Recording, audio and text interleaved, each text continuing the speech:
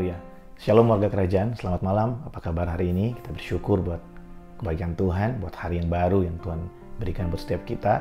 Malam hari ini, mari sama-sama kita siapkan hati kita untuk kita bisa merenungkan kebenaran firman Tuhan bersama-sama melalui program Daily Devotion pada hari ini. Sebelum kita mendengarkan firman Tuhan, mari sama-sama kita berdoa. Kami bersyukur Tuhan buat hari ini. Terima kasih buat kasih setiamu, anugerahmu yang selalu ada buat setiap kami. Ya, percaya dimanapun kami menyaksikan video ini, kami tahu Engkau ada buat kami, dan hikmat-Mu tercurah buat setiap kami, memberikan kami pengertian, berikan kami kemampuan, supaya kami bisa memahami isi hati Tuhan.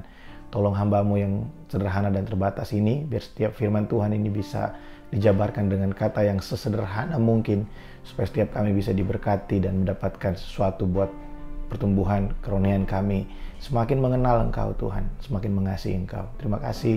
Dalam nama Yesus kami berdoa. Amin. Mari sama-sama kita buka Alkitab kita dalam Amsal pasal yang ke-24. Kita melihat ayat yang ke-8 sampai dengan ayat yang ke-10. Saya akan bacakan buat setiap kita. Siapa selalu merencanakan kejahatan akan disebut penipu, memikirkan kebodohan mendatangkan dosa, dan si pencemooh adalah kekejian bagi manusia. Jika engkau tawar hati pada masa kesesakan, kecilah kekuatanmu. Saya akan baca sekali lagi dengan berlahan. Saudara bisa perhatikan di screen saudara atau di Alkitab saudara masing-masing. Siapa selalu merencanakan kejahatan akan disebut penipu. Memikirkan kebodohan mendatangkan dosa, dan si pencemooh adalah kekejian bagi manusia. Perhatikan ayat yang ke-10. Jika engkau tawar hati pada masa kesesakan, kecilah kekuatanmu. Nah, saudara, di ayat yang ke-9 di sana firman Tuhan berkata, ini adalah tulisan dari Raja Salomo yang sangat berhikmat. Dia menjelaskan buat setiap kita di ayat yang ke-10, setiap kita tahu ayat ini, bahkan ini adalah ayat hafalan dari banyak orang Kristen, bahwa jangan tawar hati pada masa kesesakan, karena bila kita tawar hati pada masa kesesakan, maka kekuatan kita akan menjadi kecil, kita akan kehilangan kemampuan kita, kekuatan kita, karena sebenarnya dari hati kita sudah kehilangan kepercayaan. Nah saudara, iblis itu adalah bapa dari segala penipu. Firman Tuhan berkata bahwa bapa dari segala pendusta adalah iblis. Dan setan itu selalu menipu kita dengan segala macam cara untuk membuat kita kehilangan kepercayaan, untuk membuat kita kehilangan pengharapan kita di hadapan Tuhan.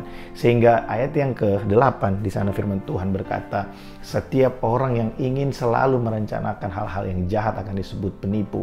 Dan siapa yang selalu merencanakan hal yang jahat buat setiap kita? Itulah iblis. Dia selalu membuat kita memikirkan hal-hal yang bodoh. Makanya di ayat yang ke-9 dibilang memikirkan kebodohan itu adalah satu hal yang mendatangkan dosa. Saudara, dalam situasi pandemik yang seperti ini, ada banyak orang kehilangan pekerjaan, ada banyak orang yang bisa berpisah dari keluarganya dengan waktu yang sangat lama.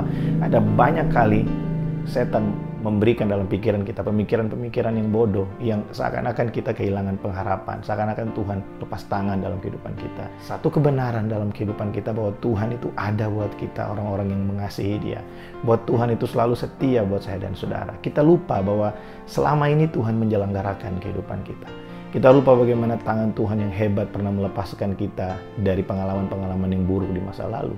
Kita lupa bagaimana Tuhan dengan kuasa-Nya yang luar biasa, Dia membebaskan kita, Dia menolong kita dari satu kejadian kepada kejadian yang lain. Bukankah Tuhan yang sama juga sanggup melakukan buat kita hari ini? Bukankah Tuhan yang sama juga terus memelihara kehidupan kita sampai hari ini? Dan saya selalu beritakan ini buat saudara, kalau hari ini Tuhan berikan kita matahari yang baru, berarti Tuhan memberikan kita jaminan bahwa hari ini kita ada dalam tangan-Nya, kita ada dalam hati-Nya, dalam rencananya. Dia menyediakan semua yang kita perlukan. Dia ada buat saya dan saudara. Mungkin dalam ukuran kita rasa apa yang kita terima tidak lebih banyak dari yang sebelumnya, atau kegiatan kita berkurang seperti hari-hari yang biasanya. Tapi kita tahu bahwa kasih setia Tuhan tidak menjadi berkurang, bukan? Kasih setia Tuhan tetap sama buat kita. Dia mempertahankan kehidupan kita. Dia menolong kehidupan kita. Dia membangun kita dari hari ke hari untuk kita terus punya pertahanan di dalam Tuhan. Apa musuh dari iman? Musuh dari iman adalah ketidakpercayaan. Setan selalu memaksa kita seakan-akan untuk kita melepaskan kepercayaan kita kepada Tuhan, dan kita percaya kepada kekhawatiran-kekhawatiran kita. Setan seakan-akan membuat kita tidak punya pilihan lain untuk kita percaya kepada Tuhan dan percaya kepada perkataannya. Tapi ada kabar baik buat setiap kita. Firman Tuhan berkata, segala sesuatu akan lenyap, tapi satu titik pun dari firman Tuhan itu tidak akan pernah hilang. Saudara, ada kuasa dalam firman Tuhan, ada kuasa dalam persekutuan dengan Tuhan, ada kuasa ketika kita berdiam di tempat yang maha tinggi. Oleh sebab itu malam hari ini saya memberikan setiap kita satu bahan perenungan bahwa jangan memikirkan kebodohan, jangan tawar hati pada masa kesesakan, karena itu akan membuat kita kehilangan kepercayaan kita. Ketika kita ada dalam situasi yang sulit hari ini, saya tahu banyak dari saudara yang menyaksikan video ini, saudara mungkin rindu untuk bisa kembali lagi beraktivitas seperti biasa, tapi saat ini masih belum bisa. Saya mau kasih tahu buat setiap kita, jangan tawar hati. Biar masa-masa ini menjadi masa yang baik, di mana kita bisa terus bertumbuh dalam iman dan kepercayaan kita kepada Tuhan. Kita bisa terus bertumbuh dalam pengenalan kita akan Tuhan. Seperti Maria dan Marta, waktu saudara laki-laki mereka meninggal, Tuhan berkata, adalah lebih baik kalau aku tidak datang kepadamu, supaya kamu bisa belajar percaya.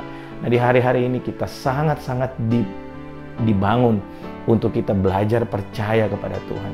Kita sangat-sangat diberikan kesempatan untuk kita bisa belajar percaya kepada Tuhan. Karena saudara harus mengerti bahwa apa yang kita hadapi hari ini barulah permulaan.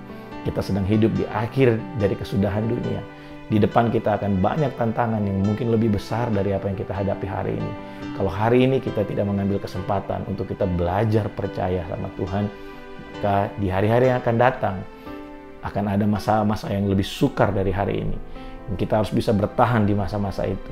Biar hari-hari ini kita jadikan satu tempat di mana kita bisa terus mengarahkan pandangan kita kepada Tuhan, kepada Kristus dan salibnya, karya salibnya yang sudah melepaskan kita dari segala belenggu dosa, dari segala keterikatan.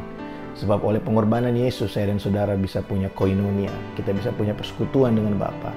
Dan dalam persekutuan dengan Bapa, kita tahu di rumah Bapakku ada banyak makanan, firman Tuhan berkata. Yesus berkata seperti itu. Di rumah Bapa ada banyak perbendaharaan buat saya dan saudara. Biar kita bisa terus menikmati kebaikan dan kemurahan Tuhan. Kita bisa terus menikmati anugerahnya setiap hari. Dan kita bisa terus bersyukur karena kita melihat dan kita benar-benar merasakan bahwa Tuhan itu setia dalam perkataannya. Dia selalu ada buat saya dan saudara. Dia tidak pernah meninggalkan setiap kita.